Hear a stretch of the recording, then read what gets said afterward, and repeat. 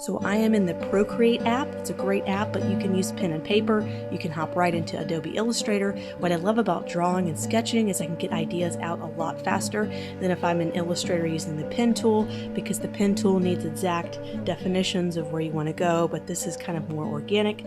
So a couple things I wanted to kind of sketch and explore, and the first one was they definitely wanted either a coffee cup or a coffee bean somewhere in their logo. So those are definitely things we need to kind of explore. I have a picture in front of me right now of a coffee bean, and we can explore the shape and kind of maybe how we can incorporate that into the logo.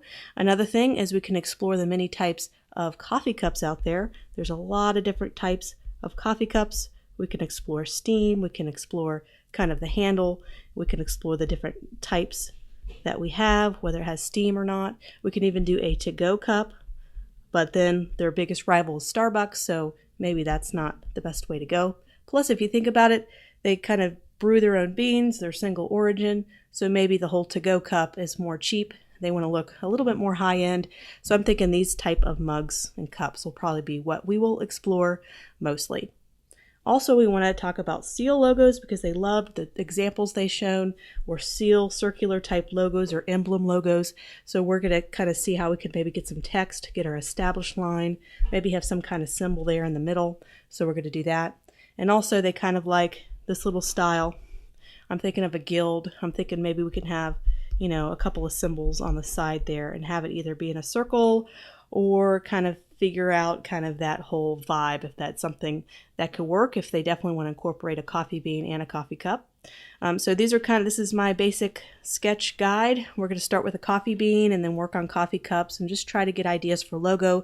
There's not really a huge plan outside of this, but just trying to sketch out ideas as they come.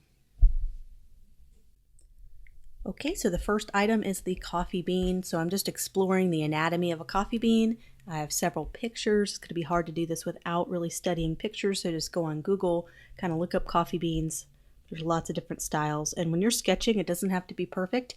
You're just looking for shapes and opportunities, because eventually this is going to be sketched out with a pen tool. So just kind of wondering if I can do kind of the bean and have this really thick kind of symbol going up. There's almost like a shadow that's being created, this little line. It's actually kind of thicker.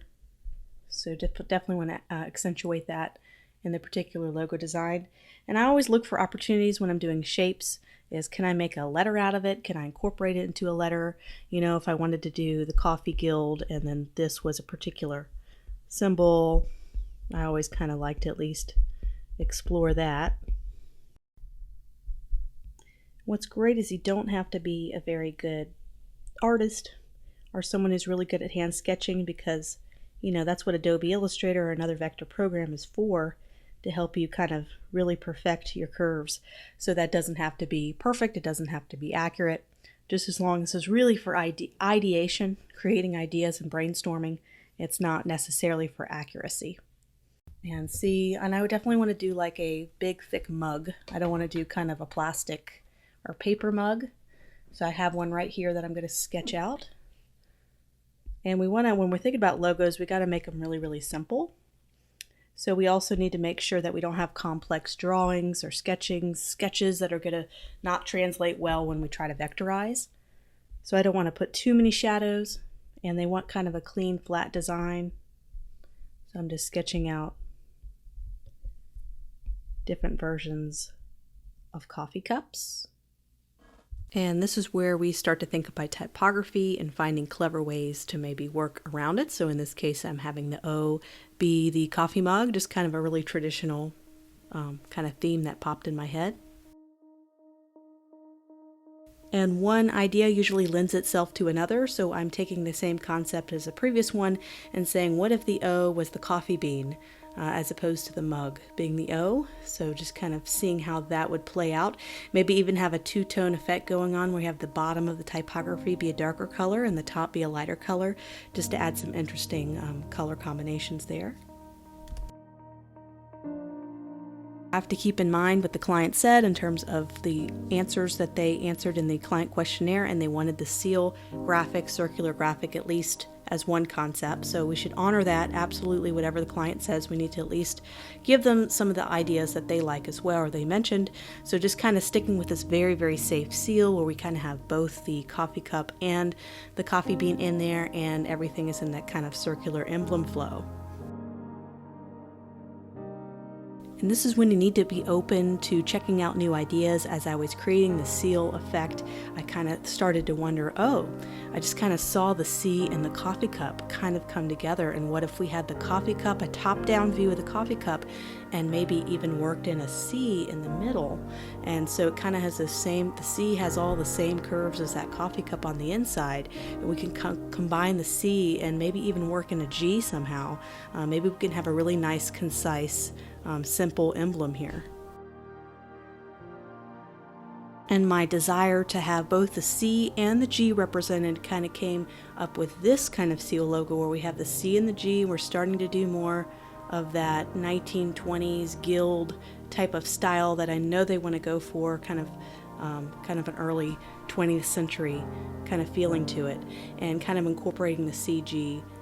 Kind of doing an initial seal version of the logo and seeing how I can incorporate the C and the G and loop them together so that they're defined. And this is very rough, so obviously in Adobe Illustrator we can be way more fine-tuned with how we execute this. And keeping with that 1920s guild style, maybe having the X kind of symbol and then having 4 different icons all circle around that represent kind of what they serve. So we have kind of the tall cup, we have the mug, and we also have an espresso on the right, and then on the bottom, and tying that all together with the bean. And we can think about different icons to use. We can kind of stick with the mugs. We can change out kind of the order. We can even, if espresso is very important to the company, we can put an espresso maker icon, make these really detailed, neat little icons at some point. Takes me about an hour or two to kind of doodle all this out and get all kind of my ideas out of my brain onto paper, or in this case into the Procreate app. What I can do now is, if it's on pen and paper, you could take a screenshot and send it to yourself so you can open it up in Adobe Illustrator and start kind of sketching over it. And also, if you're in Procreate, you can export as a JPEG, which makes it a lot easier because I don't have to take a picture with my phone and correct the lighting. It's already has a nice white background ready to go. So that's what we're going to do next. We got several different concepts here I think could really translate into some solid logo designs. I have about 7 here. I think I'm going to isolate 3 that we're going to really focus a little bit more on, because I want to present to the client at least 2 concepts. I would love to present 3. So let's see if we can narrow it down so we don't have to spend a whole lot of time working on a concept that's not going to work in the end.